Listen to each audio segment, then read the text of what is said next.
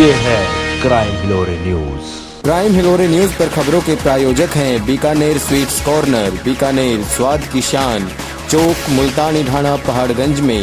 और आपकी सेवा में एक बार फिर पहाड़गंज की शान, हर दिल का अजीज दरबार रेस्टोरेंट, शुद्ध शाकाहारी, चौक मुल्तानी ढाणा पहाड़गंज में, फ्री होम डिलीवरी।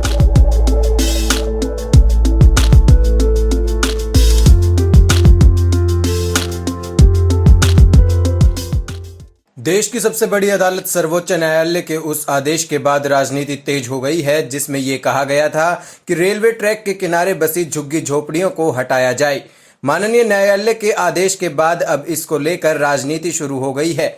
दिल्ली प्रदेश के कांग्रेस के अध्यक्ष अनिल चौधरी आज सराय रोहिला रेलवे ट्रैक के पास बनी झुग्गियों में पहुंचे और लोगों को आश्वासन दिया कि उनको हटाने से पहले सरकार लोगों को मकान दे।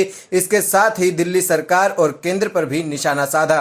जो जिस तरह से आदेश आया है 48,000 तो ये रिकॉर्ड पे बोल रहे हैं, कहीं तादाद इनसे ज़्यादा है। 70,000 से ज़्यादा मकान है। 8 से 10 लाख लोगों का, बच्चों का, बुजुर्गों का आज भविष्य दांव पे लग गया है।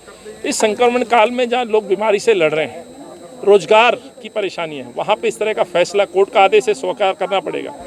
लेकिन कुछ प्रश्न हैं जिनके जवाब सरकारों को देना चाहिए और ये मांग लगातार कांग्रेस पार्टी कर रही है। कम से कम ये सरकार हमें बताए कि आपने कोर्ट के सामने क्या इनकी बातें रखी हैं, क्या आपने इनके डॉक्यूमेंट्स रखे।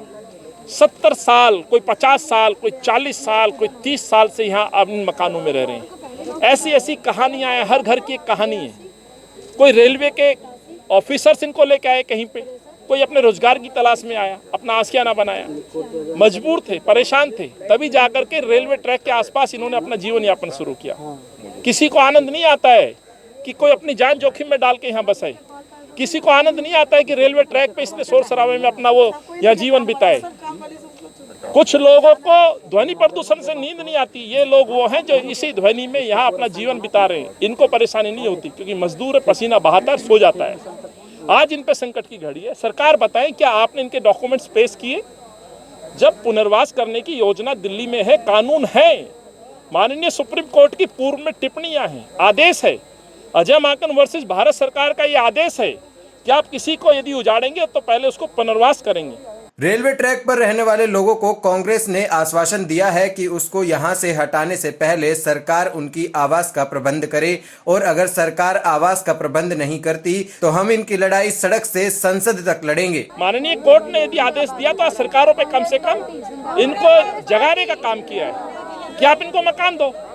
48,000 लोगों की यदि सूची सरकार ने दी है तो 64,000 मकानों की सूची कांग्रेस पार्टी ने राजीव आवासीय योजना के तहत सरकारों को दी है।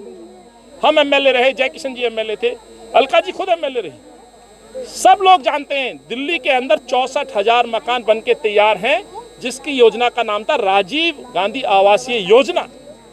इस शब्द से अंदाजा लगा लीजिए कांग्रेस पार्टी ने इन गरीबों के लिए योजना बनाई थी, ठोस योजना। लेकिन उनको मकान नहीं दिए गए। आप मकान दीजिए, इनको बसाइए।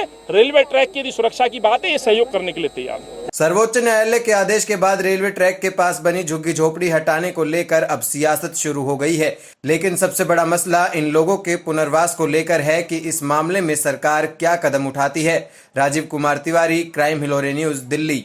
हमसे जुड़े रहने के लिए हमारे YouTube चैनल को सब्सक्राइब करें और नई वीडियो की नोटिफिकेशन के लिए बेल आइकॉन को दबाएं। अगर आप ये वीडियो Facebook पर देख रहे हैं तो लाइक जरूर करें और ज्यादा से ज्यादा शेयर करें। धन्यवाद।